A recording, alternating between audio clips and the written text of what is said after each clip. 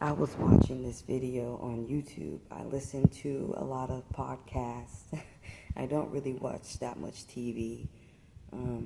I do from time to time, but I listen to mostly podcasts or motivational speakers or TED Talks, things like that, or spiritual messengers that, uplift my soul. But I was watching this YouTube video about Monique, her talking about the legacy she left behind, and one of the great TV shows, The Parkers, which is one of the legacies she's left behind for the world. And she was talking about Countess Vaughn, and she was talking about, how she won the award, after doing the Parkers and after accomplishing a few things in her life. And she was saying how when she received the award, and she was talking about another black lady that received the award, that received the award. Her name was Hattie McDaniels, and she was saying that the award that she received backlash, disrespect while she got the award, and she was saying how history was repeating itself when another black lady, Hattie McDaniels, had received the same award that she had received, and she had gotten the same disrespect, that she was told that she wasn't special. Now that you got this award, do you think that you should be respected and treated better by society and by people as individuals? And I was just thinking to myself, I don't know, something just popped in my head just now that I really just needed to get out.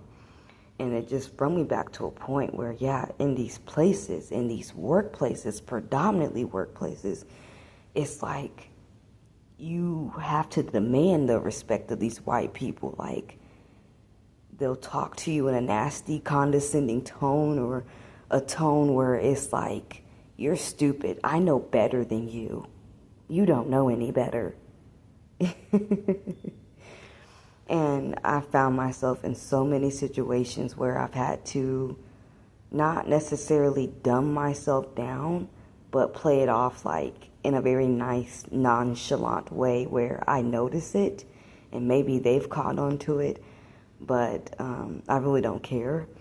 But it's kind of sad, very immature, and I've noticed that you have to demand respect from a lot of these non-black people or white people. And I'm not trying to cause any division or harm to anybody, but these are my experiences. These are my stories and what I go through. And it's just sad. But I choose to be the bigger person. I choose to share my experiences with you guys and to let you know how it does make me feel.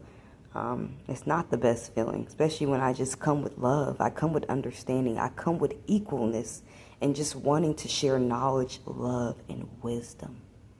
And that's what hurts the most. It's like I'm so pure in a way, in such a bright light, that people are always trying to get me to feel bad about myself or dim my light, and I will not do that. But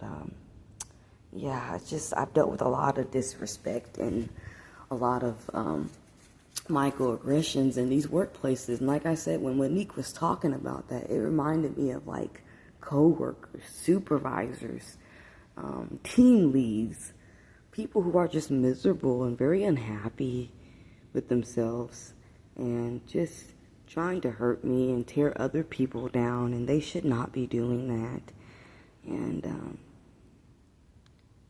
like I said, it makes me want to just be like, I'm gonna go stronger, I'm gonna be even nicer to you, and just take it day by day and just take a deep breath, even though it causes anxiety, it causes handshakes, it causes, fear in me. Like I said, I think that's what it is. You get that feeling for just a minute or a few seconds, and then it's gone in the pit of your stomach. But, I just feel like you got to demand respect from people, even your own kind, it seems like. But I've just noticed that. And it's quite sad, but I know it's evil and it's spiritual warfare, And in the workplace, it's definitely a lot of spiritual warfare that I've had to deal with, a lot of dark entities attached to these people that they don't know what's going on or why they're doing certain stuff to me. Maybe some of them do know, but it's very, very disturbing, and it makes it hard to work from time to time. But like I said, I'm a strong person, and I'm going to get out of it. And you know, anybody who is going through that similar situation or has gone through similar situations like that, you're going to be okay. Just stay prayed up, protect yourself. You know, listen to your positive videos that uplift you. Pray more. I would get self-protection.